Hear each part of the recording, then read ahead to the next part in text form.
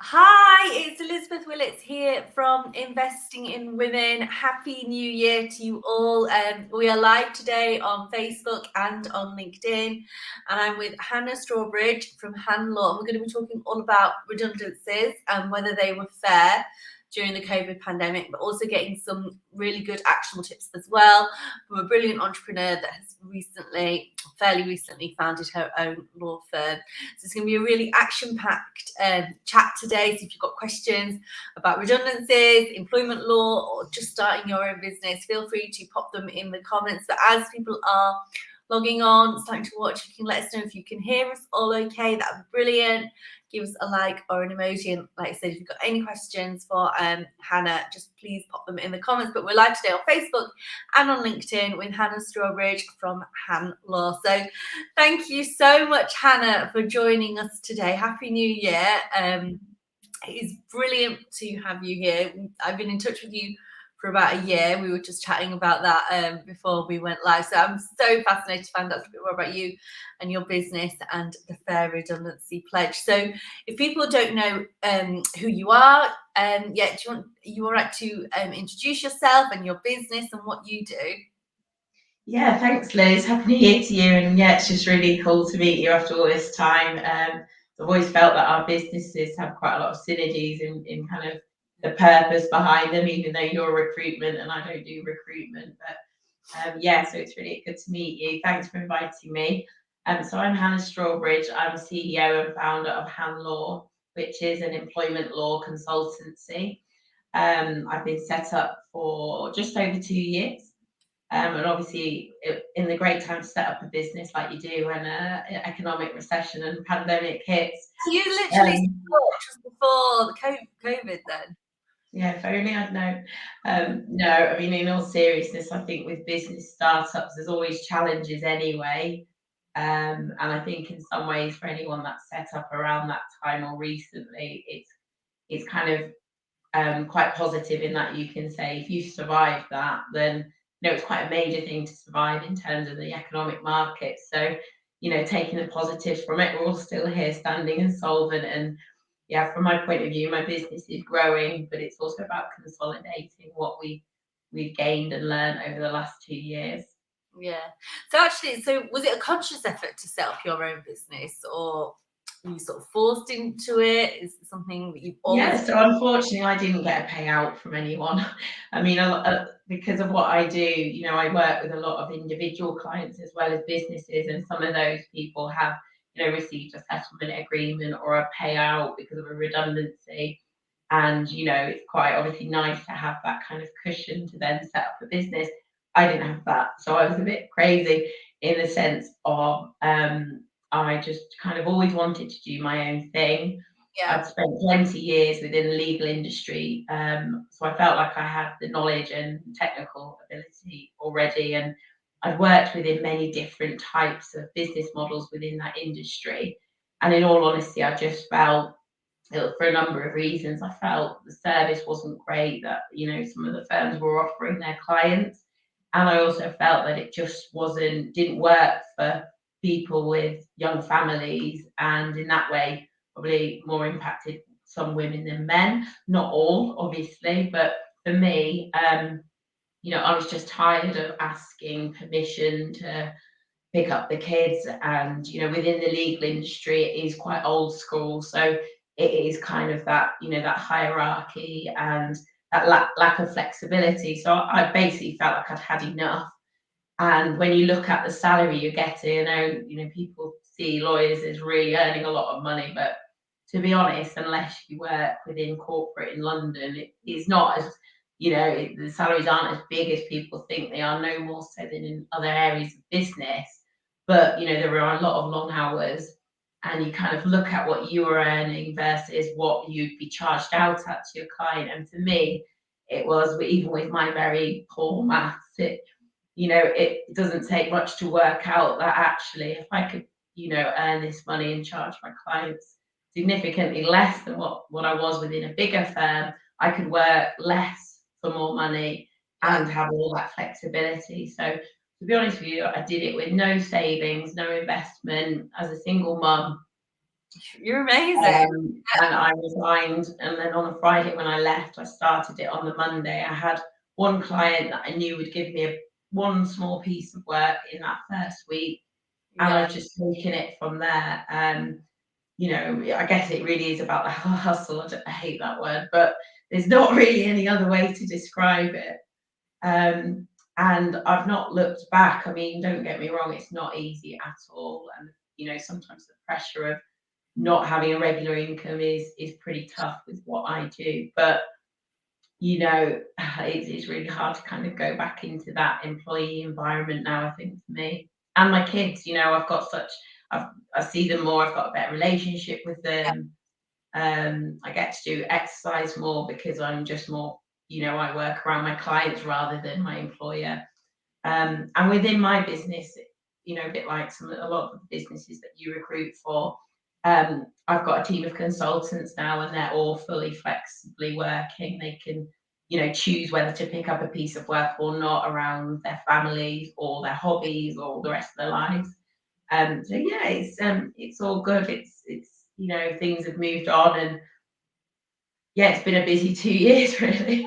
I'm just fascinated, really. So, I mean, it was such a brave thing to do. I mean, business owners, I think, are brave. You know, you were very brave at the time when you only had one client. You weren't quite sure whether it was going to work out or not. I mean, what were your sort of main challenges and early successes like? I think, to be honest, I mean, you said I wasn't pushed, I wasn't, but you know, when you just get to that point of not feeling appreciated in your job. So I felt like I was driving business forward quite significantly for this firm that I worked with. And I felt like really that I'm doing that pretty much on my own. So I'm getting clients in on my own. So what would be the difference of me doing that for myself? And you know, if it was the case where I felt I was paid appropriately or promoted or given that flexibility, things might have been different. But Yeah. you know, I've got enough self-respect to know I'm not going to stay in a role where I'm not appreciated for what I'm doing. And I think that was the kind of key driver in the end. Yeah. So it'd be interesting to know, what were your biggest challenges, I suppose, getting your business off the ground. So you've had your first client, you got a bit of work initially, and then I suppose keeping that momentum going. What were the challenges? Yeah, I think I'll be completely honest. So everyone says like the first, so I'm coming into my third year. Everyone says sort of the first year is the hardest.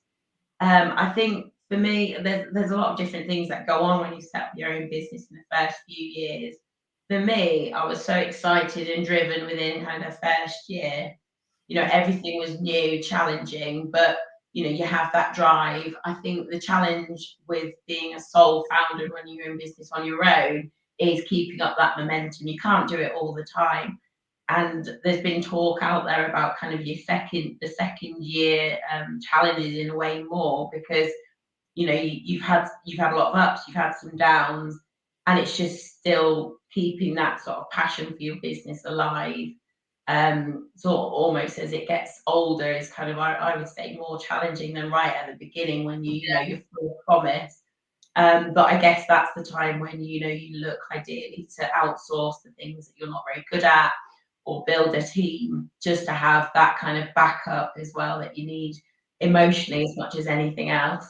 Yeah. Oh, good job. I'm like, this is such good advice to me, because I'm obviously sort of about 6 months or 7 months in now to my job board, and you know, it's still sort of quite shiny and new, but it's good to know what's going to be coming down the path in terms of feelings and I suppose burnout and things like that. And it's such a Well, yeah, I mean, you know, you might not feel that at all, but I do think for me, you know, the last few months, I said to you, I've had kind of illness after illness, which I'm one of those people that like to think I'm hardly ever ill, you know, keep myself fit and healthy if I can. But, you know, I wouldn't say it's burnout, but I do think that's like after, you know, 2 years of working hard and some of the stresses involved with COVID, you know, and having to swerve your business. I think, you know, to me, it's my body telling me that, you know, you have been a bit worn out, a bit stressed. You've not had the holidays you would normally have because of COVID.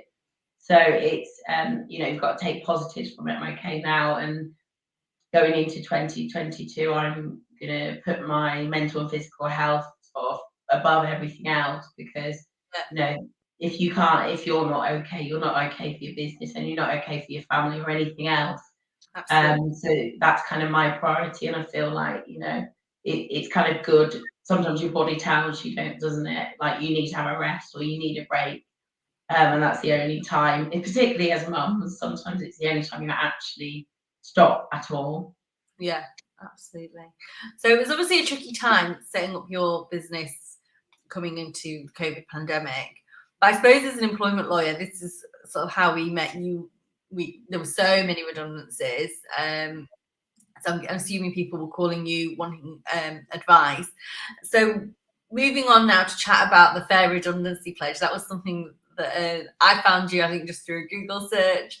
So it'd be interesting to know what prompted you. What is the Fair Redundancy Pledge actually, to start with, if people don't know, and then what prompted you? Okay.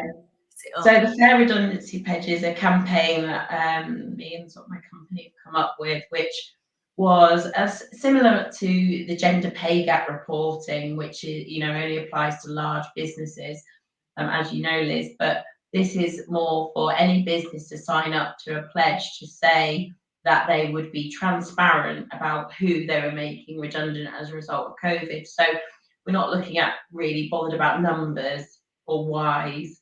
We were bothered about, who, in terms of sections of society, who is being made redundant as a result of COVID. Is it minority groups, for example? Is it more men than women? Is it more people with disabilities, etc.? And the reason for that is I've done a lot of research over the last few years and a lot of reading around the statistics around how COVID has sort of negatively impacted on women. Now, don't get me wrong, it's negatively impacted on everyone, I think, or impacted in some way. But in terms of work, it's impacted on women massively, more than men. There was talk at one point about us kind of being put back into the 1950s because of the various reasons why COVID was impacting women at work more. And when I was researching all of this, it wasn't clear at that point exactly why it was impacting women more. I mean, some of the ideas are things like obviously schools being shut, Yep. lack of childcare. There are many men doing that, but also there are a lot of women trying to work, but being the person mainly responsible for doing the homeschooling or looking after those children. And some of those women, some of them were my clients, would, have asked for less hours as a result, to try and manage it because it was just becoming too much, or were even giving up their jobs. So it's not strictly about, businesses making more women than men redundant, but it's more of a kind of wider picture around, women in the workplace. How has COVID affected them now and in the future? Just because of trying to juggle everything more than ever. So yeah, there's been a lot going on. I mean, from an employment law point of view, yeah, there's been tons of redundancies, but there's also been a lot of settlement agreements being offered, and some businesses, rightly or wrongly, have seen this as an opportunity to maybe get rid of the dead, what they see as being the dead wood within a company, or even someone that they don't particularly like or who isn't doing very well, to offer, a confidential settlement agreement for a sum of money. And it's kind of easy to blame COVID within that context.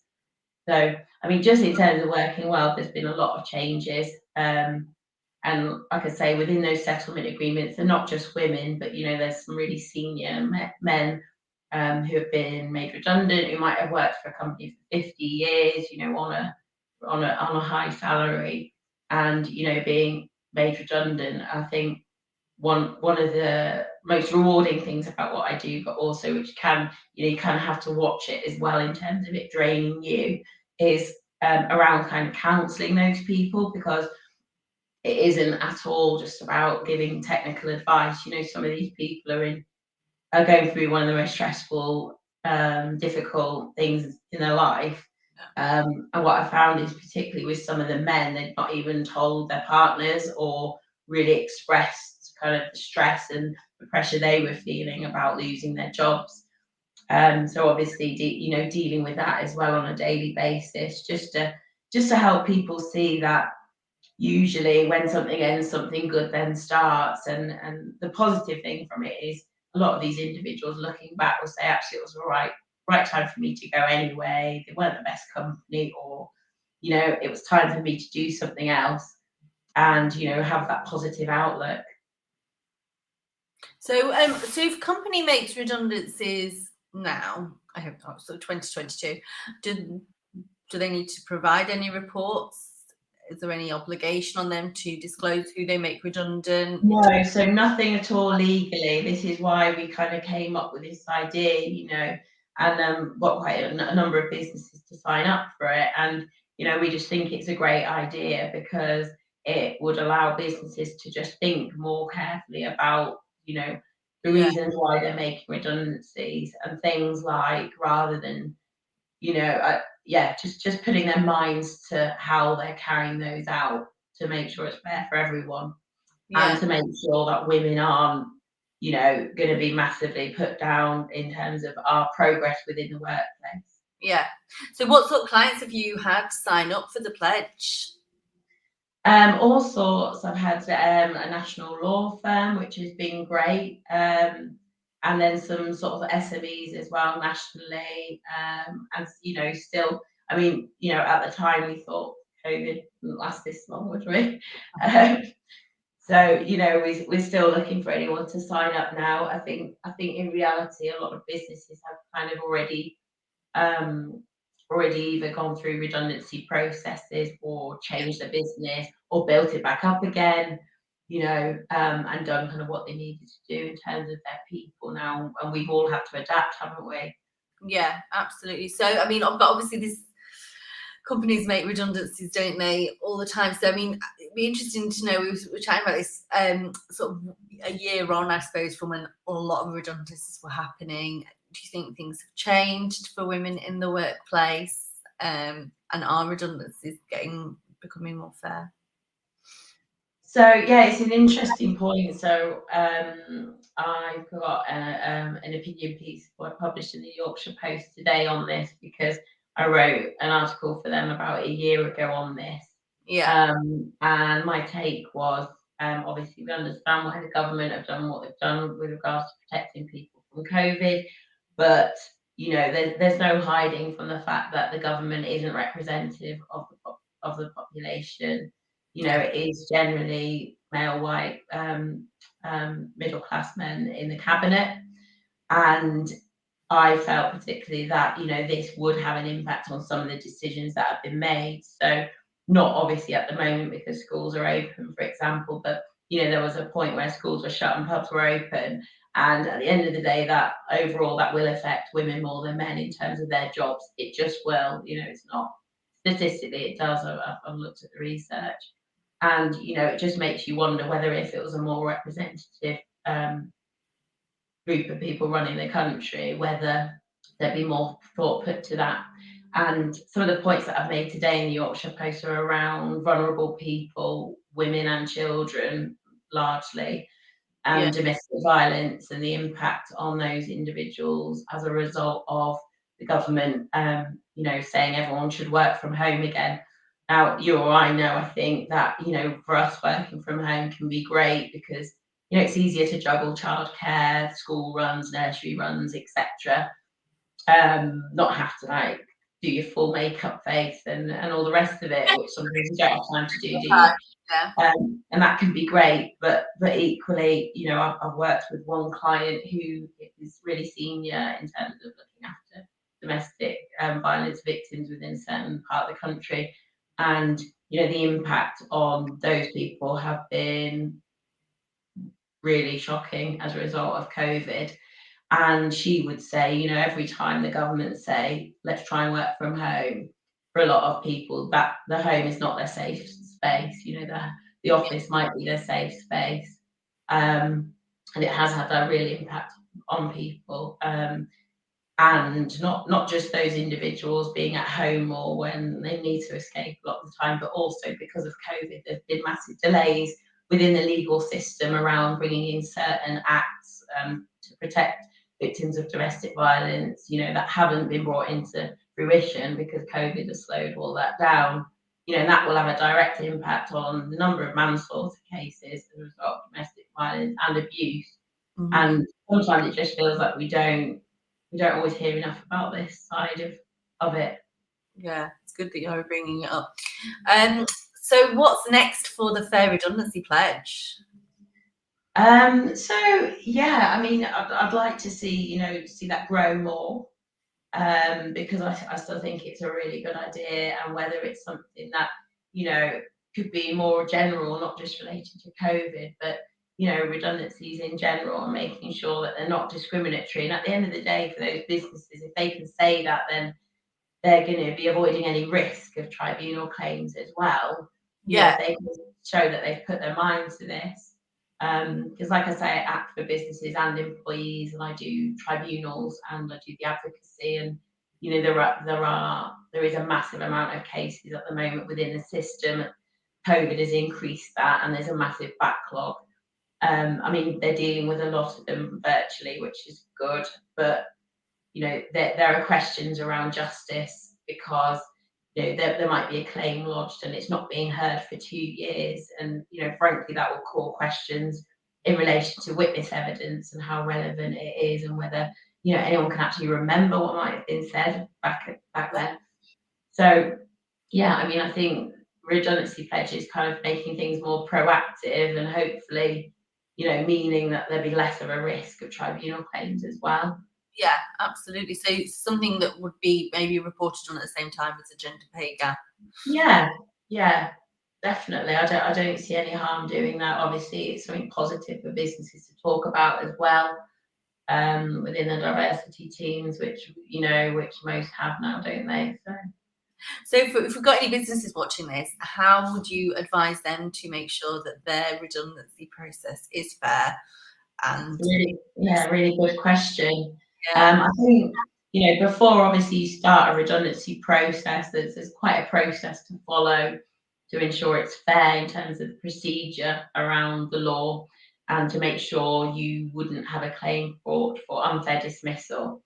But before you even get into that process, the main thing is to come up, the business should have at least a one-page document around the reasoning for the decision in the first place. So business reasons for that, the fact that the business has hopefully looked into other alternatives to it, and has come to the conclusion that there aren't any. But within that kind of one pager, I'd say it would be important for them to look at the breakdown of the people that they're intending on making redundant, and who potentially that would affect more than others, and just kind of keep that in mind really going through the process. Because if that claim ever ended up in tribunal, this would form part of the evidence of the case, and would be looked on really favourably by a judge. Yeah, absolutely. And how can companies then pledge their support to the Fair Redundancy Pledge if they wanted to? So it's currently on our website, which is www.hanlawco.com. And you can go on there, and there's a direct link to the pledge. It's all anonymous. If you want it to be anonymous, you can do, because some businesses have asked for that, because at the time where we were asking for it, obviously they don't want to make anyone aware necessarily that this is coming, or that there are redundancies planned. But there's been plenty that have said, well, we'll pledge this whether or not we need to make redundancies. It's kind of a general pledge really. It's an intention, more than anything else, and it's something like I say, they can talk about and be proud of. Yeah, absolutely. So can you see anyone that signed up on your website? We have the data sort of back office is put on the actual website, but we've got all that, and I guess our plan next is think about what we want to do as the next stage to it all. Yeah, I mean, personally, I think it's such a good idea, and I think COVID or not, firms unfortunately always make, will always be making redundancies. So it would be good, I think, for employees to know there is some protection from a legal perspective in place to support them in regards to what employees are being made redundant, and to make sure it's fair. So I'm like all for it. I'm like, please carry on, Hannah. So I think it's a good thing. So I hope it goes from strength to strength, and more companies sign up. And I mean, I think hopefully, like, the government would take notice, but I think it is as important as the gender pay gap. So yeah, I mean, that would be great as well if that came into fruition along with gender pay gap for the larger companies. The problem is, again, a decision I don't agree with, is that, you know, during COVID, the gender pay gap was put on hold by the government. Tell me why. I don't understand why, other than it's going to just have more of a negative impact. I mean, I guess to make life easier for those bigger companies, but Yeah. of all the things that you could kind of park, that, you know, to me that should be reported on, and you know, it's potentially missing out a really important year to, Yeah. you know, to look at that anyway. So yeah, sometimes it's difficult to see where the government were on side with it anyway, but you know, that's been their decision on it. Yeah. Oh, well, I've got everything crossed. I'm sure if anyone can do it, it's you. So before we wrap up, it'd be really good to get some talking a bit more about your business, some top tips for other aspiring entrepreneurs. I've know a lot of people that are wanting to start their own businesses in 2022. So if you got any advice for somebody that's watching this that thinks this is going to be their year? Just do it. Seriously. I'd say the first thing is you can overthink it. I think if you've got that feeling that you'd like to give it a go, really, what's the worst that can happen? You know, if you need to say to yourself, well, if it doesn't work out, I'll get another job, say that to yourself, as I did initially. But I actually feel like when you drop that narrative from your mind, you know, that's when it starts to do well, because you're more confident in what you're doing, and, you know, you're invested into it. But I do think sometimes you can overthink things, and action kind of takes that fear away.